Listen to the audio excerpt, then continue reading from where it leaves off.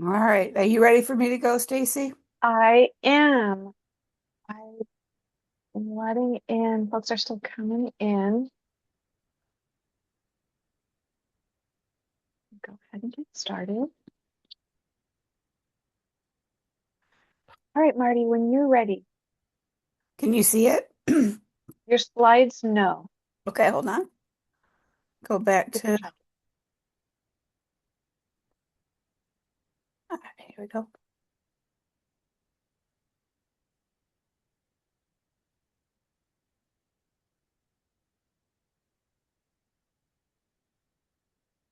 Okay, now we see your slides. Awesome. Hi, everybody. My name is Marty Popick. I work for the county as the program specialist for the senior nutrition program. Some of you that have been around a while know I used to be part of the Barrier Busters team for the county. So hi to all of you that have been around for a while. I have missed you all. I truly enjoyed my time on the Barrier Buster team, but I will tell you that senior nutrition definitely keeps me busy. So let me tell you a little bit about what's going on with senior nutrition and what we do over here. We run both a Meals on Wheels program and a senior cafe program, formerly called a congregate meal program. Meals on Wheels are your traditionally home delivered meals. Those are meant for people that are 60 and over and are homebound medically. You have to be, those are the two requirements, over 60 and homebound medically.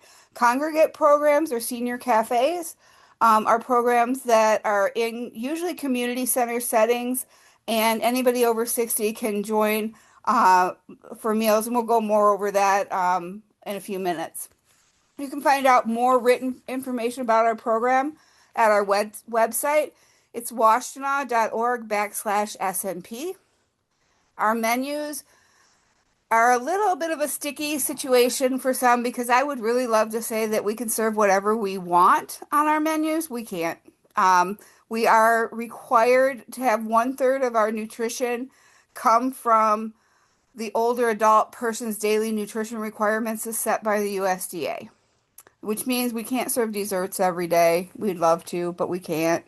Um, and our menus have to be approved by a third party known as Ageways dietitians. So that's kind of a why sometimes pro people don't really like our menus all the time because we are pretty much dictated what we can and can't serve. Again, our qualifications are you have to be 60 years old or older. There's no income guidelines or anything else. For home delivered meals, currently you do have to be homebound for home delivered meals. Funding currently comes from Area Aging and Adult Services, AASA, and Older American Act at the federal level, and passes through Ageways, which used to be called the Area Agency on Aging 1B, to OCED. In 2024, we did pass the new Washtenaw County Older Persons Millage, and that does supply new funding that allows us to do some more more things that we weren't allowed to do with the traditional Ageways funding. We'll talk about that in a minute. Currently, our home delivered meal program, we do have full county coverage. All of anybody who qualifies for home delivered meals, again, homebound, medically homebound meals, we can cover it within Washtenaw County from one of our many providers. And these are the areas that we cover and the different providers that provide those services. I will have a flyer that I'll send out after today that lists all of our homebound providers, as well as our cafe providers and their addresses and how people sign up. These are our cafe providers. We don't have as much coverage in our cafes as I would like. We will be working on that now that we have millage funds that can hopefully help us open up a different additional coverage sites. To give you this idea of our size of our program, home delivered meals, we currently have 8 providers. 7 of them are local. We have one provider that does some medically tailored meals. I will tell you that we are trying to move all of our providers to locally, and with Jewish Family Services taking on some medically tailored. meals. I'm hoping to have that all local within the next year, year and a half. Currently, for home delivered meals, we have about 1,200 unique clients that we serve annually, and we're doing about 275,000 meals annually. This first quarter of this year, we served 70,000 meals, and we're projecting about 280,000 meals for um, this current program year. For senior cafes, we have currently 10 providers. We have almost 1,600 unique clients, and we served about 40,000 meals last year. And our sites, we're hoping to do more sites this year. We do need to improve our meals and our marketing, and we are working on that. We also, because of the millage, this isn't directly connected with with our senior nutrition meals, but a lot of our senior nutrition meal sites did receive funding through the millage, and so I did include them in this because some of our senior nutrition sites benefited from funding because of the millage that was separate from what they would have normally received from the senior nutrition site. So this year, each of these sites received an additional $200,000 from the millage to increase the services that they could provide outside of their senior center. Their conditions had to be that they were funded by a municipality and that they obviously had to be serving seniors. So these are the sites that received an additional $200,000 this year to help with increasing services to seniors.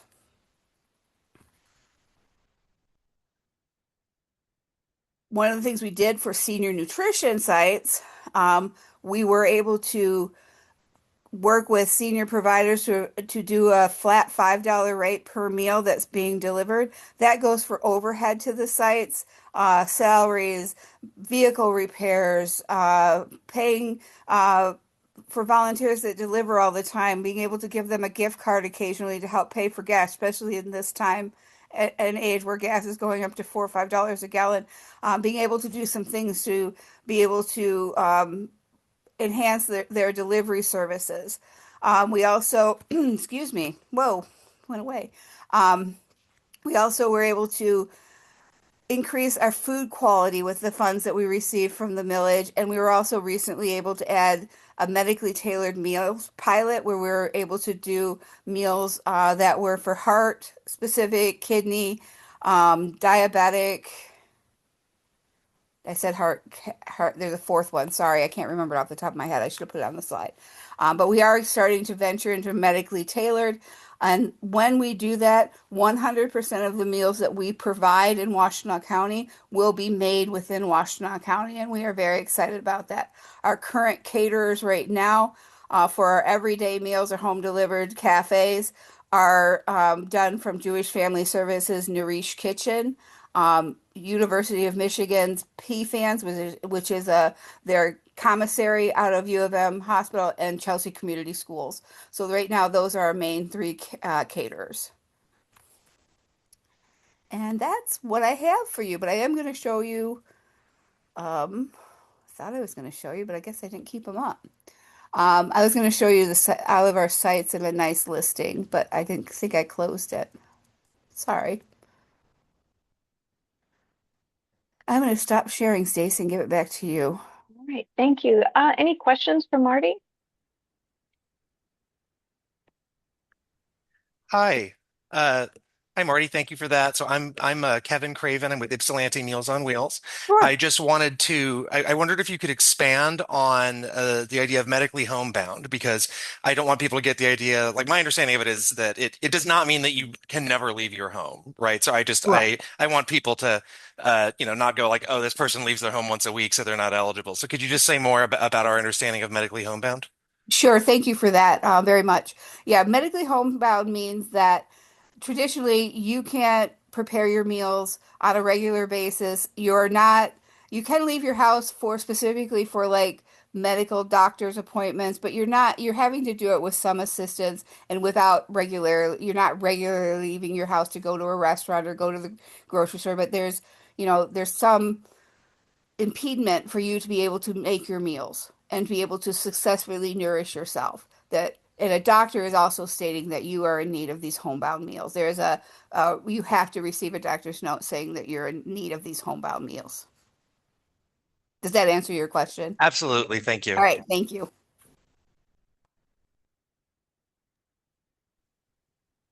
Any other questions? Hi, can I ask a question? Sure. So, any income eligibility required or SNAP benefits? No, we are blessed with this program. I'm excited to say that the only requirement is for the cafes that the person be 60 years of age or older, and for homebound that they be 60 years of age or older and be technically medically homebound. If a person is under 60 years of age, they do at the cafes have the option to purchase a meal at $6.50 a meal. I will tell you also, I did mention this in my presentation. I do apologize. There is a requested donation of 3 to 5.50 at a site. However, no donation is required. It is also not somebody sitting there demanding that you donate. It is just a requested donation. It is a requirement from Ageways that we request that donation, but it is not required. And if you ever hear of anybody requiring a donation, I want to hear about it. I will resolve that. Thank you.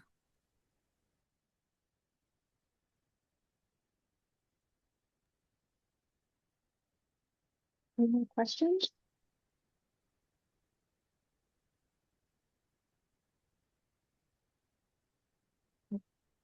I will send out a copy of the flyers that we use for the sites, Email or and maybe the and I website will include my email. in the put it in the chat maybe, and then Yes. we can grab it today. And for those of you that are new to our community and aren't aware, I spent a good, I think, 6-7 years working with Marty in senior nutrition before I moved full time into Barrier Busters, which was I think a couple years ago now. But I was part of the senior nutrition team, which I absolutely loved. And I miss her every day. Thank you. All right. Well, if there's no more questions for Marty, let's see, wait, do I see something here in chat? Oh, Marty's email. Okay, so you can find her there. So I put myself on the schedule for the next presenter. And what I wanted to do was share my screen now. I wanted to give just an overview. I think I did this last year and it's helpful for everyone to orientate here.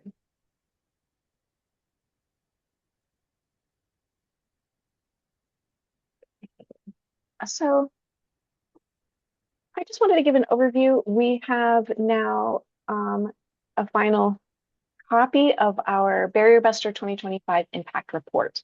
Let me show you that real quick. So what I'm going to do is I'm going to include it and pass it on to the website or to our listserv so everyone can see it. It will also be on our website. It looks like this. And so what I'm going to do today is kind of go over it. This is what the actual report looks like. And I've extracted some of the information, put them into slides. And so we're going to go through the slides. Just brief update. And I'm really hoping I'll get some questions from you all. So let's go ahead and start on our Berry Busters. And so I want to give the highlights for our 2025. We heard 21 presentations from our partner agencies. Thank you all. We've had 45 to 60 case managers, social workers, and agency staff attend each meeting. Again, thank you. This is all of you. Our information sharing emails, our listserv. There are let's say over 300 people have received emails inquiring about information and sharing information for 2025. And we had one successful in-person network meeting. We'll do it again soon. Next, highlights on our funding and what our funding looked like. We were able to support 876 requests. Total assistance provided, almost 1.3 million. 90% of those requests were for housing and utilities, 51% for households with children, 29% of the requests supported residents 55 and up. And you can see further our breakdown here of our 5 main categories that we support. Okay, so now here's our funding distribution. These are the funds that we had available for 2025. Some of them are not available this year. So this is for 2025. And I'm going to let you take a minute, look this over, and then I am open for questions if you have any questions about this funding. You'll see many of our partners are in here, CMH. Okay, no questions? All right, well, we can come back to it if you have some. So here I like to highlight and to emphasize that really the success of Barrier Busters is because of our partnership collaborations, and that collaboration is with all of you. It's our social service agency partners that work directly with our residents in need, and our Board of Commissioners who continue their support for emergency funding. Our municipality partners, Ypsilanti Charter Township, Pittsfield, City of Ann Arbor, who provide, or in 2025, provided funds for their residents. Washtenaw Community Mental Health, CMH, and our new partner, Washtenaw County Special Court, who provide funds specifically for their clients. And then also U of M Housing Bureau for Seniors and their management of the Senior Crisis Intervention Program, SKIP funds, and our partnership with them. It is because of all of us together that we make the impact that we do to the people that need it the most in our community. And that was it. It was very short. And so a thank you to all of you for helping make Barrier Busters as successful as it is. And I'm really hoping you have some questions for me that I can go back to or I can look into further for you. Anything?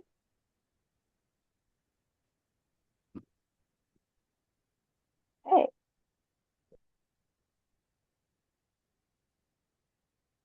Well, I wanted to keep that brief. Now I'm going to go ahead and I will share, and you may use this. This is what the actual report looks like. There's our information. It kind of gives the breakdown of our communities. Again, reiterating some of our support that we supported. And our shout out, thank you to all of our partners who make this happen. The next is on my agenda. So if there are no questions, then I'm going to go ahead and move us to our funding update for Barrier Busters. So this is what we've got. Washtenaw County, we are pretty much running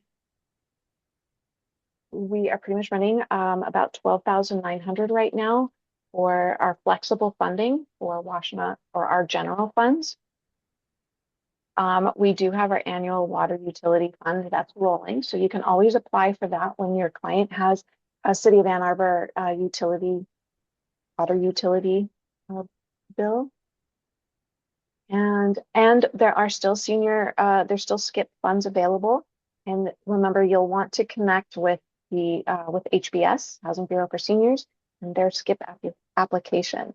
You'll fill out their application, you'll work with them to get all the information needed. And then from there, once that is approved and you received an approval number, then you can put in a request for Barrier Busters. And we are then just a pass through. We put in the request and then we just go on to approve it.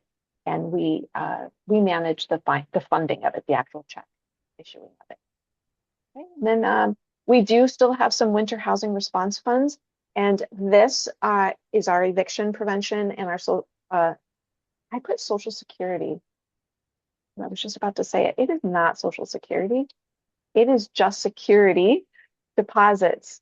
And that is, but also remember those funds are required to go through the HAWK SOS pipeline to access these housing funds. But we still have some available. So if you know clients, please have them contact HAWK to go for that screening. And we do have in the pipeline, if they're not ready to be spent yet, we're still working on getting the funds. But we will soon, maybe the next couple of weeks, have available the Pittsfield Charter Township funds. So all that will be up and coming. So we'll see. So we will have dedicated township funds Pittsfield. Any questions?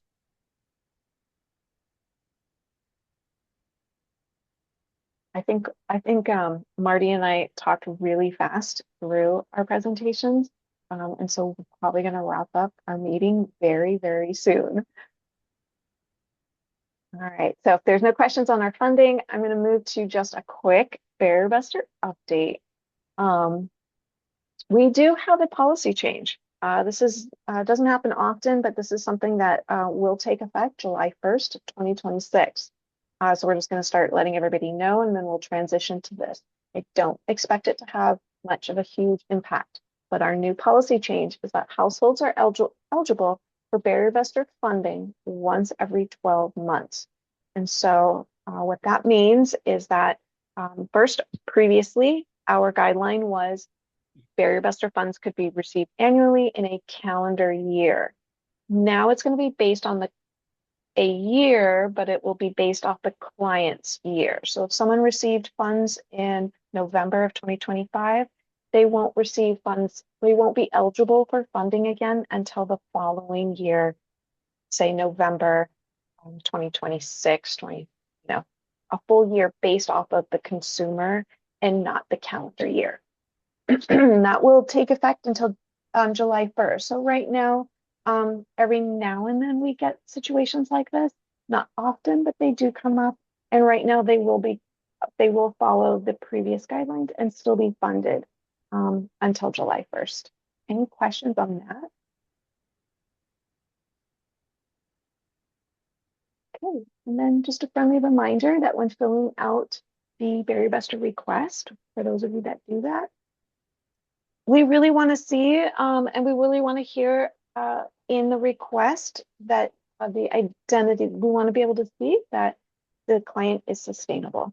We want to see, so please put everything into the request so that we know the client will be sustainable. And if you feel that it's appropriate, please recommend to your client to seek out the Financial Empowerment Center, seek out their services to help, again, for that financial sustainability that we are hoping. Any questions?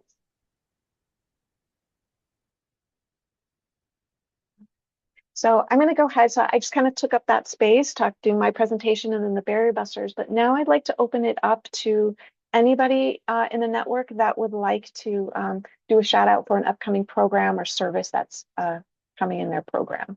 So we'll give it a couple minutes, let somebody unmute and shout out.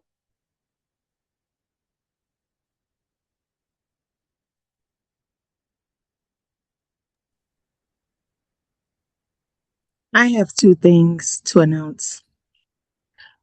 So hello everyone. I'm Octavia Crum. I work for Michigan Works Southeast. I am the business services representative here. JDA, which is the Job Development Alliance Group, is having a apprenticeship fair. It's going to be Monday, April the 13th at Washtenaw Community College in the Morris Lawrence building from 3 until 6 p.m. So I will put the flyer in the chat to share. And also Michigan Works Southeast is having a job fair April the 6th. So we have 22 employers that will be present. The chamber will also be there. They're not hiring, but they are our partners. So they will be there to support us. And it's going to be from 11 to 2 p.m. at the actual Michigan Works Service Center, which is on Ellsworth between State and Stone School. And I'll add that flyer if anybody wants to share that information as well. That's great. Thank you. Did you already, and if not, I invite you to post this on the listserv, your flyer and your information. Did you do that already? Would you like me to do that? Yes, I would like to actually be added to the group. I'm here in place of Brittany from Leo because she wasn't able to attend today. So if I could definitely be added to the listserv, that would be awesome. Yeah. Can I get you to send me, or you go ahead and put it in the chat too, but your email, your full name and your email, and I'll grab that. And I'll get it to you. I have a couple questions coming through. Does that kick in July? This is going back to what I was presenting on our policy change. Does that kick in July 1st, as in if someone got help in, say, March, they can't get help until next April? Yeah, it would, starting July 1st. That's what that would say.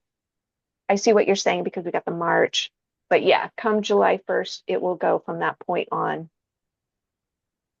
We will just put that because it'd be too complicated to say these people can, these people can't. So we're just going to clear it out. But that's typically the request. It has always been a policy that it would be one request per year. So this shouldn't be anything new. It has been the policy all along, just with a different calendar year. Or just using the calendar year, and then now we're shifting it.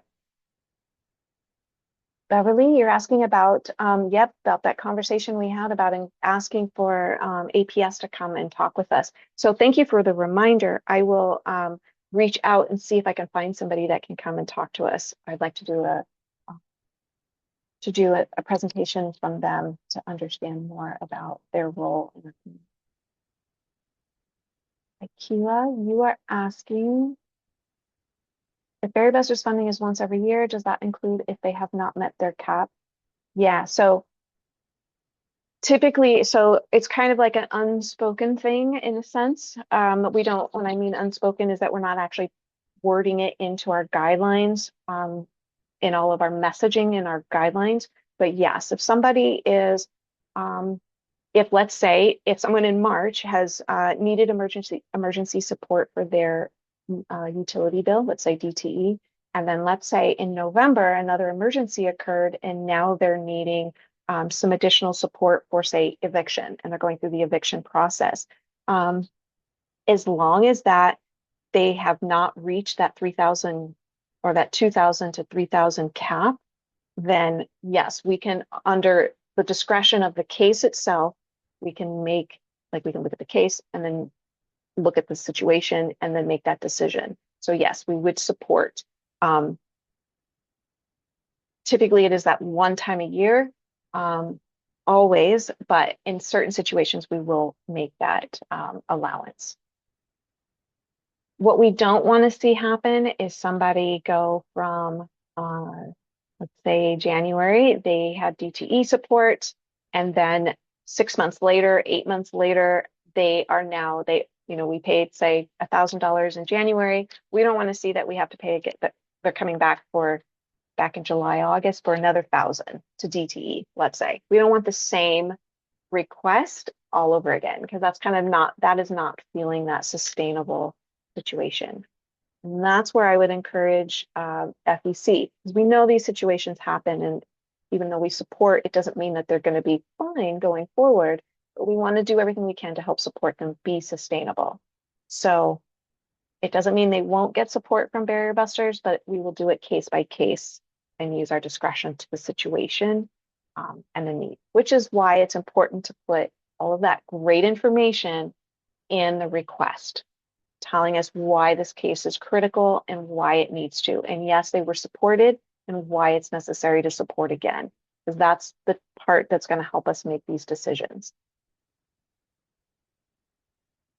I hope that was a lot, but I hope you got all that, and that makes sense.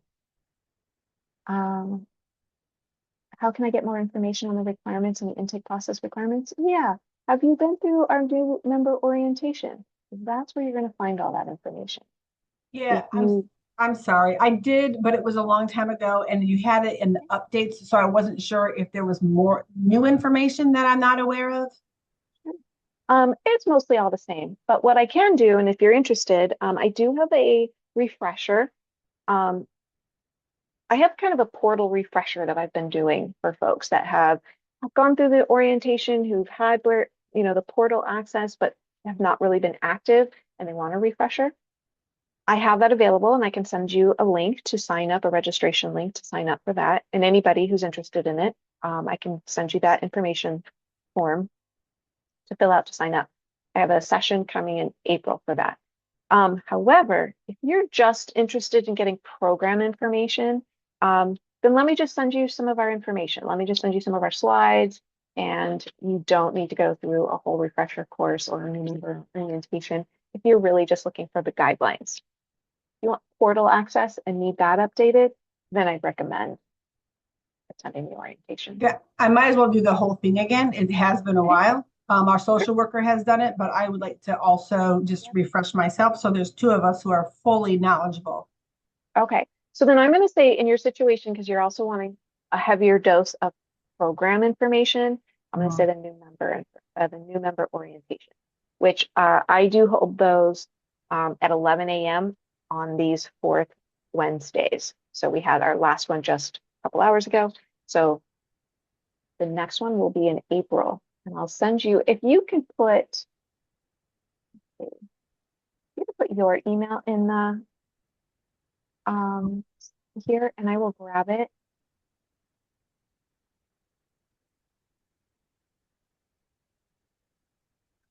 I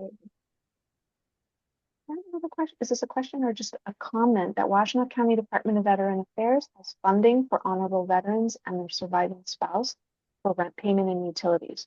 Thank you. Please have them call.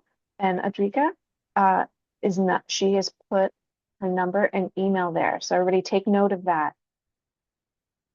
They're working with a veteran and their surviving spouses.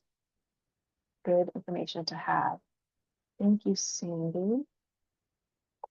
Snapshot of that real quick. Any other questions?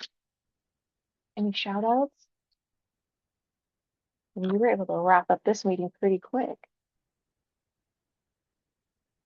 Any questions in here I'm missing?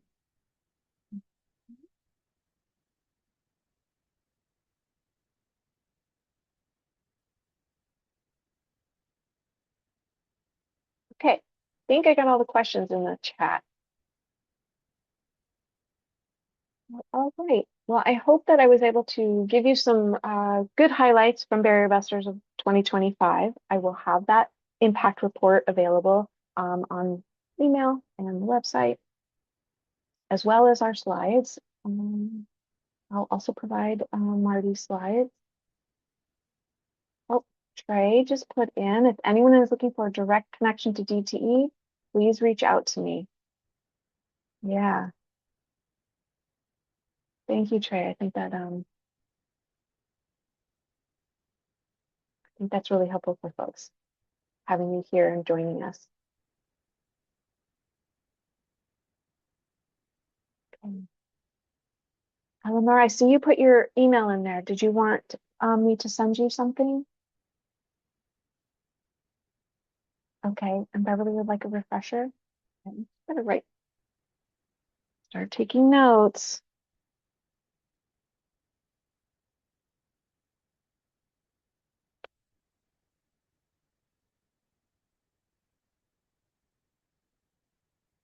Okay. And as always, if you have any questions regarding Barrier Busters, please reach out. I'm happy to share more information, whatever information you need. Okay.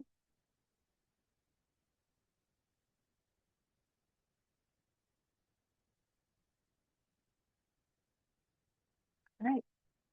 Okay, if there isn't any more questions, or if anybody doesn't want to, anything you want to share about your program, you are welcome to go and enjoy the rest of your day.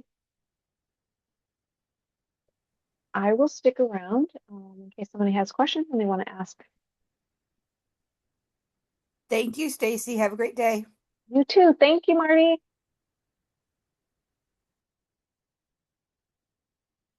Hi, Sarah. Thank you.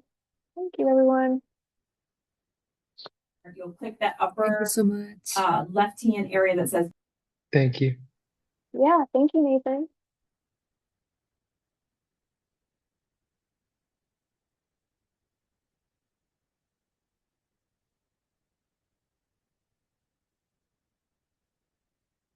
Hey, Stacy, if you have a moment to hang back after everyone leave, I would love to grab a quick minute with you. Absolutely. I love it. That's why I kind of just wait until everybody leaves just for this reason, Thank you. just to be available. I really appreciate you being here on the call, being on our call. It's really, I think, really helpful.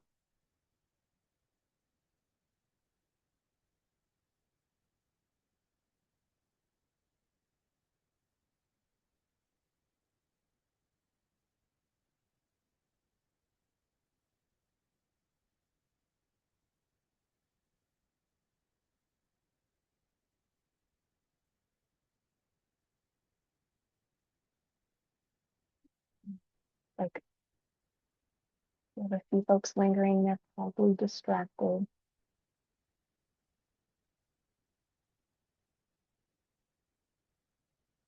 I'm gonna do